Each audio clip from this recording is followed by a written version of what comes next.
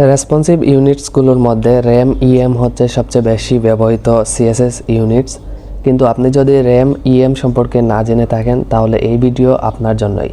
Hello everyone, responsive ডিজাইনের নতুন আরেকটি ভিডিওতে আপনাকে স্বাগতম। আজকের এই ভিডিওতে আমরা র্যাম এবং ইএম সম্পর্কে বিস্তারিত জানব এবং র্যাম ও ইএম এর মধ্যে পার্থক্য দেখব। তাহলে চলুন ভিডিওটি শুরু করা যাক। আমরা পূর্বে জেনে এসেছি যে র্যাম ইএম হচ্ছে রিলেটিভ ইউনিটস, এরা ফন্ট সাইজের সাথে রিলেটিভ থাকে। আপনি যদি আগের ভিডিও না দেখে থাকেন তাহলে অবশ্যই ভিডিওটি দেখে নেবেন। ডেসক্রিপশন বক্সে ভিডিওর লিঙ্ক দেওয়া থাকবে, ওইখান থেকে আপনি দেখে নিতে পারেন। এইখানে আমি দুইটি সেকশন ক্রিয়েট করে নিয়েছি, একটি হচ্ছে এম এর জন্য এবং আরেকটি হচ্ছে র্যাম এর জন্য। তো প্রথমে আমরা এম দিয়ে শুরু করি। আমরা জানি যে 1 EM সমান হচ্ছে 16 পিক্সেল, আবার 16 পিক্সেল সমান হচ্ছে 1 EM। তো এই জায়গায় আমি আমার কোড এডিটরে আসলে এটা হচ্ছে আমার এম এর যে সেকশনটি রয়েছে সেটা, এবং এটা হচ্ছে এম এর কন্টেইনার, মানে এই যে H1 এবং পিটেক যেটা রয়েছে এর একটা কন্টেইনার হচ্ছে এই ইএম, যেটার ক্লাস নেম আমি দিয়ে রাখছি। আর এখানে H1কে ধরে সেটার একটা ফন্ট সাইজ দেওয়া হয়েছে, আর পিটেককে ধরে সেটার আর একটা ফন্ট সাইজ দেওয়া হয়েছে। তো ইতিমধ্যে আমরা জানি যে ইএম এবং র্যাম দুইটাই হচ্ছে রিলেটিভ ইউনিট, মানে তাদের প্যারেন্টের সাথে প্যারেন্টের যে ফন্ট সাইজ থাকে ফন্ট সাইজের সাথে তারা রিলেটিভ থাকে। তো এইখানে আমি কিন্তু এখনও মানে আমাদের যে ইএম সেকশনটা রয়েছে, সেকশনের যে প্যারেন্ট রয়েছে, প্যারেন্টের মধ্যে কোনো ফন্ট সাইজ দেই নেই, শুধু H1 এর মধ্যে এবং পি ট্যাগের মধ্যে আলাদা আলাদাভাবে ফন্ট সাইজ সেট করে দিয়েছি। তো যদি এখন আমি এই প্যারেন্টের মধ্যে ফন্ট সাইজ সেট করে দেই তাহলে কি হবে, আমাদের যে H1 রয়েছে এবং আমাদের যে পিটেক রয়েছে তারা কিন্তু তাদের প্যারেন্টের দিকে লক্ষ্য করবে এবং দেখবে যে প্যারেন্টের মধ্যে কোনো ফন্ট সাইজ আছে কিনা। যদি প্যারেন্টের মধ্যে ফন্ট সাইজ থাকে তাহলে সে ওই প্যারেন্টের মধ্যে যে যতটুকু ফন্ট সাইজ দেওয়া থাকবে সেই ভ্যালুটা সে নেবে, এবং তার মধ্যে যতটুকু ফন্ট সাইজ দেওয়া থাকবে সেই ভ্যালুটা সে নিবে। দুইটা ভ্যালু ক্যালকুলেট করে সে তার ফন্ট সাইজ সেট করে ফেলবে। তো এইটা আমরা এখনই প্র্যাকটিক্যাল দেখব। এটা দেখার জন্য আমি এই জায়গায় ফন্ট সাইজ সেট করে দেব 2M। এটা আমি কিন্তু প্যারেন্টের মধ্যে ফন্ট সাইজ সেট করে দিয়েছি, আর তাদের মধ্যে কিন্তু আলাদা আলাদাভাবে নিজেদের ফন্ট সাইজ সেট করা আছে। তো এবার যদি আমি ব্রাউজারে যাই তাহলে কি হবে, আমাদের যে H1 ট্যাগ রয়েছে, H1 ট্যাগের ভ্যালু কিন্তু বর্তমানে 32 পিক্সেল রয়েছে, 2EM অর্থাৎ 32 পিক্সেল। সে কিন্তু সেই 32 পিক্সেলের সাথে আমরা যে এইখানে আরও 32 পিক্সেল ফন্ট সাইজ সেট করে দিয়েছি, সেই 32 পিক্সেলও সে তার ফন্ট সাইজে সেট করে নেবে, অর্থাৎ 32x32 সে তার ফন্ট সাইজ সেট করে ফেলবে। তো এইটা এখন যদি আমরা আউটপুটে আসি তাহলে এখানে দেখতে পাচ্ছেন যে সে তার ফন্ট সাইজ আগে যেরকম ছিল সেরকম রাখে নাই। আমরা যে প্যারেন্টে ফন্ট সাইজ সেট করে দিয়েছি ওই ফন্ট সাইজ সেট করার কারণে সে ওই ফন্ট সাইজটাও নিয়েছে, এবং তার মধ্যে যে ফন্ট সাইজটা ছিল সেই ফন্ট সাইজটাও সে নিয়ে দুইটা ফন্ট সাইজ ক্যালকুলেট করে তার ফন্ট সাইজ সেট করে ফেলেছে, যার কারণে আমাদের এই ফন্ট সাইজটা এত বড় হয়ে গেছে। এবং আমি যদি এই জায়গায় তার ফন্ট সাইজ আরও একটু কমিয়ে দেই, 1 EM করে দেই, এবার যদি আসি তাহলে কিন্তু সে তার ফন্ট সাইজ ডিক্রিজ করেছে, কারণ তার এখন বর্তমানে নিজের ফন্ট সাইজ 1 EM দেওয়া আছে এবং প্যারেন্টের ফন্ট সাইজ 2 EM দেওয়া আছে। সে দুইটা ফন্ট সাইজ ক্যালকুলেট করে যতটুকু পাচ্ছে ততটুকু নিজের ফন্ট সাইজে সেট করে ফেলছে। কিন্তু এই পিটেগের ফন্ট সাইজ কিন্তু ডিক্রিজ হয়নি, কারণ আমরা পিটেগের আগে যেরকম ফন্ট সাইজ ছিল ওই রকমই আছে, কোনো চেঞ্জ আনি নেই। তো এখানে যদি আমি 0.5 EM করে দেই তাহলে কিন্তু সেও তার ফন্ট সাইজ ডিক্রিজ করবে।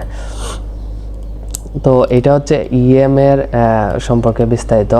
ইএম হচ্ছে প্যারেন্টের যে ফন্ট সাইজটা থাকে সেখান থেকে সে ফন্ট সাইজ নেবে, এবং তার মধ্যে যদি ফন্ট সাইজ থাকে তাহলে সে তার মধ্যে ফন্ট সাইজও নেবে, এবং প্যারেন্টের মধ্যে যে ফন্ট সাইজটা থাকবে দুইটা ভ্যালু ক্যালকুলেট করে তার ফন্ট সাইজটা সে সেট করে ফেলবে। তো এই বিষয়টা আমাদের অবশ্যই খেয়াল রাখতে হবে যখন আমরা ইএম ইউনিট ব্যবহার করব আমাদের ফন্ট সাইজের ক্ষেত্রে অথবা প্যাডিংয়ের ক্ষেত্রে অথবা মার্জিনের ক্ষেত্রে। এটা আমাদের অবশ্যই খেয়াল রাখতে হবে, কারণ সে কিন্তু তার প্যারেন্টের মধ্যে যদি কোনো ফন্ট সাইজ দেয়া থাকে তাহলে সে ওই ফন্ট সাইজটাও নেবে, এবং তার মধ্যে আপনি যে ভ্যালুটা সেট করবেন ইএম ইউনিটের মাধ্যমে সে ওই ভ্যালু এবং ফন্ট সাইজের ভ্যালুটা ক্যালকুলেট করে সে এখানে অ্যাকশনটা নেবে। কারণ এখানে যে ফন্ট সাইজ মার্জিন বটম আমি দিয়ে রাখছি এটাও কিন্তু ক্যালকুলেট করা হচ্ছে এই ফন্ট সাইজের সাথে। তো এখানে আমি আবার আগের জায়গায় চলে যাচ্ছি, আগে যেরকম ছিল ঠিক সেমভাবে এবং আমি যদি এবার আউটপুটে যাই তাহলে এখানে দেখতে পাচ্ছেন যে এখানে স্পেসটা অনেক বড় হয়ে গেছে, কারণ এখানে যে ফন্ট সাইজ 2em দেওয়া আছে এটাও কিন্তু মার্জিন বটম নিচ্ছে। নেওয়ার পর তার মধ্যে অলরেডি 1em দেওয়া আছে এবং তার প্যারেন্টের ফন্ট সাইজ 2em দেওয়া আছে যেটা 32 পিক্সেল এবং তার মধ্যে 16 পিক্সেল দেওয়া আছে।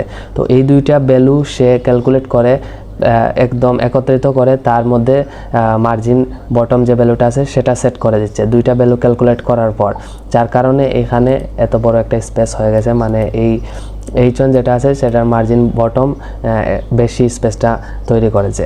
এবার আমরা র্যাম সম্পর্কে জানবো। তো এইগুলা আগের জায়গায় নিয়ে যায়, আগে যেরকম ছিল ঠিক সেমভাবে।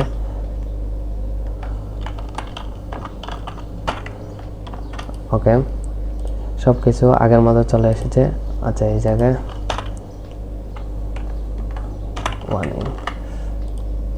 ওকে, আগে যেরকম ছিল ঠিক সেমভাবে চলে আসছে। এবার আমরা র্যাম সম্পর্কে জানবো। র্যাম ঠিক সেমভাবে 1 REM ইকুয়াল 16 পিক্সেল এবং 16 পিক্সেল ইকুয়াল 1 REM।